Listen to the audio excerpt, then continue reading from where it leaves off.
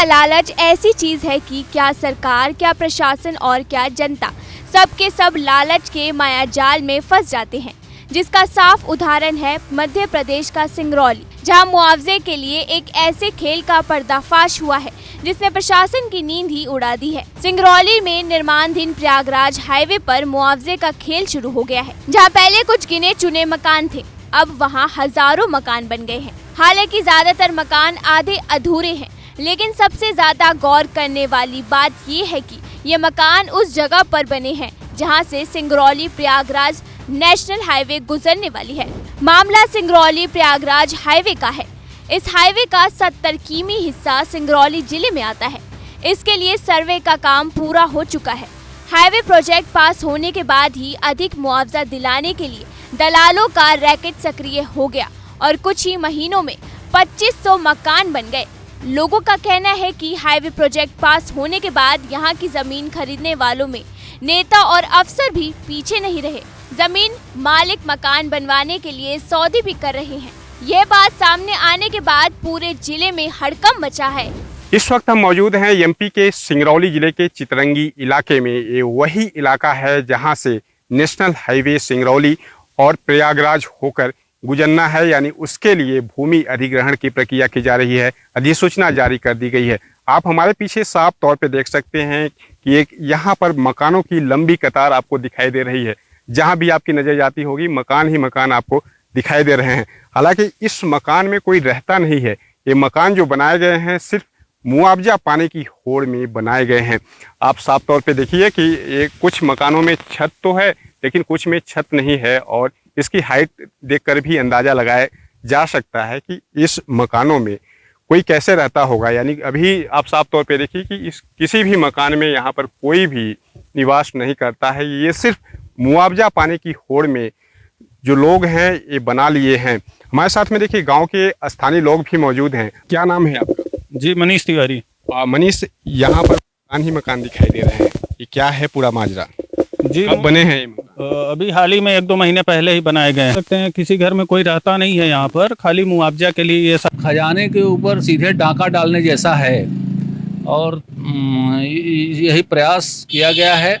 और इस पर हमारे जो जनप्रतिनिधि हैं, चाहे पूर्व सांसद हों, पूर्व विधायक लोग हों, माननीय लोग भी उसमें पूरी तरीके से शरीक हैं। कहीं अपने रिश्तेदारों के नाम से, कहीं किसी के नाम से बड़ी बड़ी बिल्डिंगें बनाए हैं और उस मुआवजे का लाभ लेने का प्रयास किए हैं। हालांकि जैसे ही मुआवजे के इस खेल का पर्दाफाश हुआ तो प्रशासन की नींद उड़ गई। आनन फानन में प्रशासन एक्शन में आ गया। सिंगरौली जिले के चिंतरंगी एडीएम सुरेश यादव ने इस मामले को लेकर साफ साफ कहा कि सर्वे के बाद बनाए गए मकानों का मुआवजा राशि नहीं दी जाएगी। अभी सिर्फ सर्वे का काम पूरा हुआ है। 19 मई को हो चुका है और सर्वे के उपरांत कोई भी मकान नहीं बनाए जा रहे हैं। हम लगातार भ्रमण करते हैं। साथ ही हमने हमारे मैदानी अमले को ये सूचना दी है कि कोई नवीन निर्माण ना हो। कर लिया गया है कि यदि कोई मकान श्री ए के पब्लिकेशन के बाद बनते हैं तो उसको मुआवजे की पात्रता नहीं होगी। लोगों ने संभवतः कुछ मकान निर्मित किए हों मुआवजे के उद्देश्य से, लेकिन वो मुआवजे की पात्रता में नहीं आएंगे। गौरतलब है कि सिंगरौली प्रयागराज हाईवे का 70 किमी हिस्सा सिंगरौली जिले की चिंतरंगी और दुधमनिया तहसील से होकर गुजरता है। 740 करोड़ की लागत वाले इस प्रोजेक्ट में इन दोनों तहसीलों के 33 गाँव की जमीन आ रही है।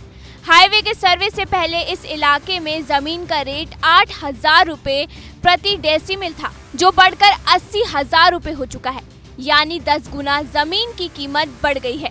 सर्वे शुरू होने के साथ ही यहाँ मकान बनाने पर रोक लगाई गई थी। अब बता दें कि सर्वे से पहले इस इलाके में मात्र 500 मकान थे, लेकिन अब 2,500 से ज्यादा हो गए हैं। ऐसे में प्रशासन के इस एक्शन से जहाँ एक और सर्वे के बाद घर बनाने वाले लोग परेशान हो गए हैं, तो दलाल भी भागे भागे फिर रहे हैं।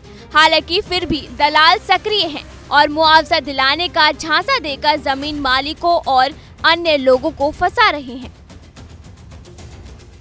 लोग जो है देखिए मुआवजा पाने की होड़ में न जाने कितने यहाँ पर मकान बना लिए हैं। हालांकि प्रशासन का यह दावा है कि जो मकान बनाए गए हैं सर्वे के बाद उनका भुगतान नहीं किया जाएगा। यह तो देखने वाली बात होगी कि प्रशासन अपने दावे पर कितना खरा उतरता है। क्या प्रशासन जो सर्वे के बाद जो मकान बनाए गए हैं उनका भुगतान कराता है या नहीं कराता है, यह देखने वाली दिलचस्प बात होगी। सिंगरौली से एबीपी न्यूज के लिए Devendra Pandey. For exclusive and insightful videos, subscribe to our new channel ABP Live Premium.